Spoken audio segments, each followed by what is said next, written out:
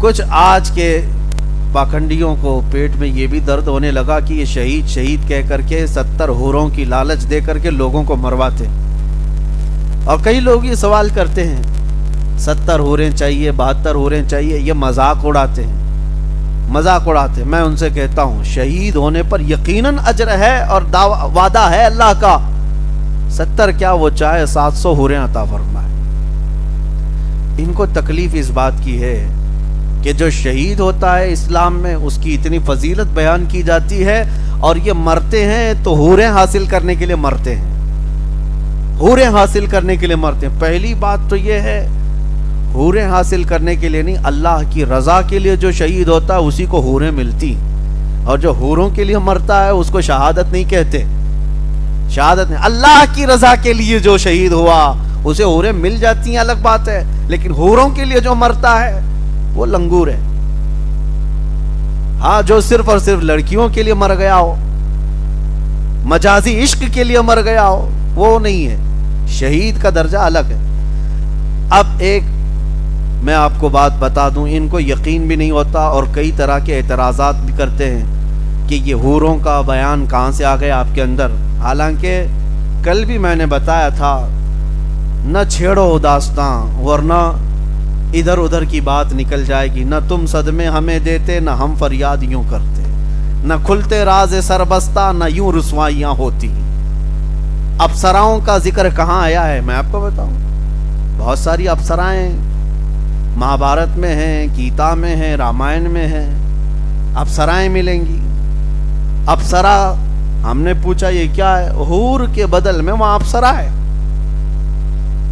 بہرحال کسی کو تکلیف ہے حوروں کے سلسلے میں اور شہید کے معاملے میں، آپ کو تکلیف ہے مت لو حور، جن کو مل رہی ہے ان کو لینے دو، بات سمپل سی ہے۔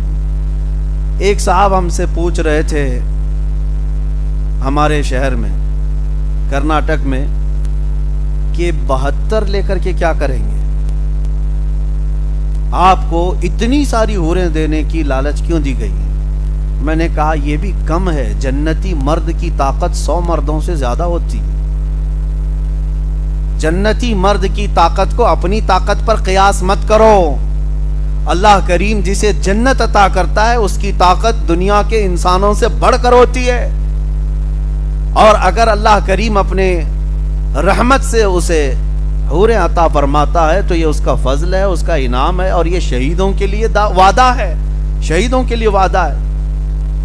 میرے عزیزو اس طرح کی بہت ساری باتیں آج پھیلائی جا رہی ہیں اور اس کا مذاق اڑایا جا رہا ہے، شہادت کا مذاق اڑایا جاتا ہے، جنت میں جانے کے بعد حوریں ملنے کا مذاق اڑایا جاتا ہے، جبکہ یہ ہمارے دین کے حصوں میں سے ہے۔ یہی بات اگر کوئی دوسرے دھرم کے متعلق کہے تو وہ آتنکوادی ہے، وہ بھڑکاؤ ہے، ہاں وہ پرووک کرتا ہے۔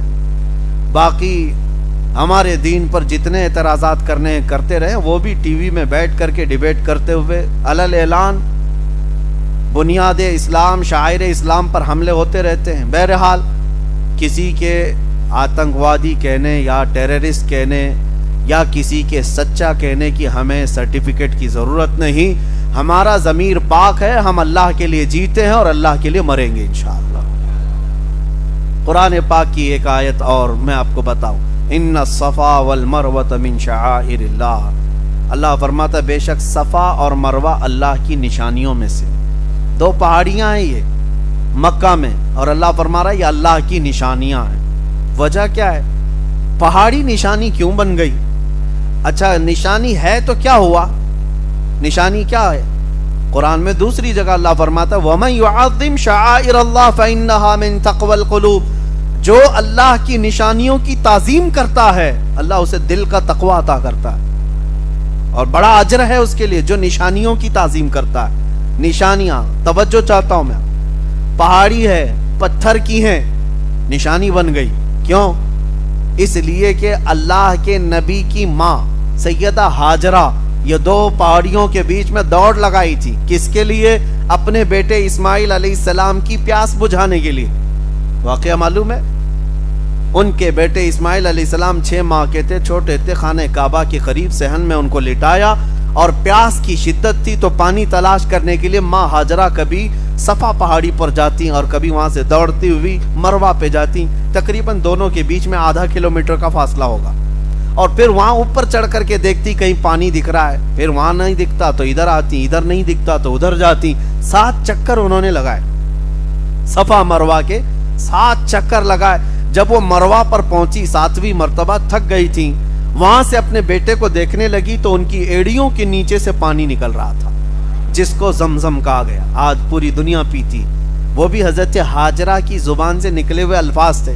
وہ دوڑتی ہوئی آئی اور پانی کو بند باندھ کر کے روک دیا. مٹی گارے اور تھوڑا سے پتھر لگا کر, ان کی زبان عبرانی تھی, ہیبرو زبان. اس میں زمزم کا مطلب ہے ٹھہر جا ٹھہر جا. پانی اتنی تیزی سے بہ رہا تھا کہ پورا فلو اس کا پورے مکہ میں بہ جاتا. بلکہ میرے آقا فرماتے ہیں اگر ہاجرہ سیدہ ہاجرہ نہ کہتی زمزم تو یہ پانی پوری دنیا میں پھیل جاتا. اور آج بھی پھیلا ہوا ہے, کروڑوں لیٹر پانی وہاں سے نکلتا ہے اور ہر حاجی پیتا بھی ہے, لے کر کے جاتا بھی ہے. لیکن اس کنویں میں آج تک کمی کبھی نہیں ہوئی. کنواں ہی ہے, سمندر نہیں, کنواں ہے. اور اس میں لیبارٹری میں آج چیک کروا کر کے نتیجے بھی حاصل کیے گئے ہیں کہ فلی غذا جو مرد کے لیے, ایک انسان کے لیے چاہیے, وہ سارے وٹامن صرف پانی زمزم میں موجود ہے. غذائیت بھی ہے. غذا کس کو کہتے ہیں؟ جس سے پیٹ بھر جائے, مزید کسی چیز کی ضرورت نہ پیش آئے. وہ ساری غذائیت سے بھرپور وٹامنز اس کے اندر موجود ہیں زمزم کے اندر. بہرحال بات الگ نہ جائے, سیدہ ہاجرہ کے دوڑ لگانے سے یہ دونوں پہاڑیاں کیا بن گئیں؟ نشانیاں, اللہ کی نشانیاں. اور حکم کیا؟ اللہ کی نشانیوں کی تعظیم کرنا چاہیے. اب سوچو میرے عزیزو, اللہ کے نبی نہیں دوڑ لگائے, اللہ کے نبی کی ماں. عورت تو نبی نہیں ہے, عورت نبی نہیں ولی ہو سکتی ہے. وہ ایک نبی کی بیوی تھی اور ایک نبی کی ماں تھی, اتنی بات تو ہے. سیدہ ہاجرہ حضرت ابراہیم علیہ السلام کی بیوی ہے, حضرت اسماعیل علیہ السلام کی ماں ہے. لیکن وہ نبی ہیں کیا؟ نبی نہیں. تو ایک ولیہ زوجہ نبی, ام نبی دوڑ لگائے تو وہ پہاڑیاں نشانی بن سکتی ہیں. تو جس جگہ میرے آقا نے خود قدم رکھا وہ کتنی بڑی نشانی ہے.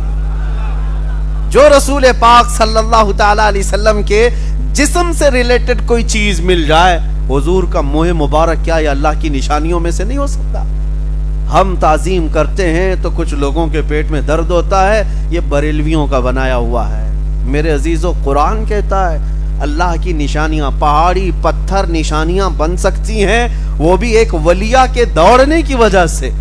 اور یہ بات بھی میں آپ کو بتا دوں, اللہ نے نشانی بنا کر رکھ دیا, قیامت تک آنے والے حاجی اب دوڑتے رہیں گے. میاں آپ کیوں دوڑ رہے ہیں؟ ابھی آپ عمرہ بھی کریں گے تب بھی دوڑیں گے, حج کریں گے تب بھی دوڑیں گے. صحیح میں دوڑنا ہی. وہ نبی کی ماں سیدہ ہاجرہ, وہ تو پانی کے لیے دوڑ رہی تھی. تم تو پانی پی پی کے دوڑتے ہو. زمزم قریب میں رکھا رہتا ہے, ہر دوڑ پہ گلاس اٹھاؤ اور پیو اور پھر دوڑو. اب دوڑنے کی حکمت تو سمجھ میں نہیں آتی. کیوں؟ اب تمہیں حکمت سمجھنے کی ضرورت بھی نہیں, اس لیے کہ اب تم پانی کے لیے نہیں دوڑ رہے ہو. یہی تمہیں میں بتانا چاہتا ہوں. اب جو بھی حاجی یا معتمر دوڑ رہا ہے وہ پانی کے لیے نہیں, بلکہ اللہ کی ایک ولیہ کی سنت ادا کرنے کی ہے. ہمارے بزرگوں کے طریقوں کو زندہ رکھنا یہی ہمارا دین ہے, یہ ہمارا دین ہے. اور اگر کوئی بزرگوں کی نشانیاں چن چن کر کے مٹانا چاہتا ہے تو میرے عزیزو یہ خائب و خاسر ہونے والا بندہ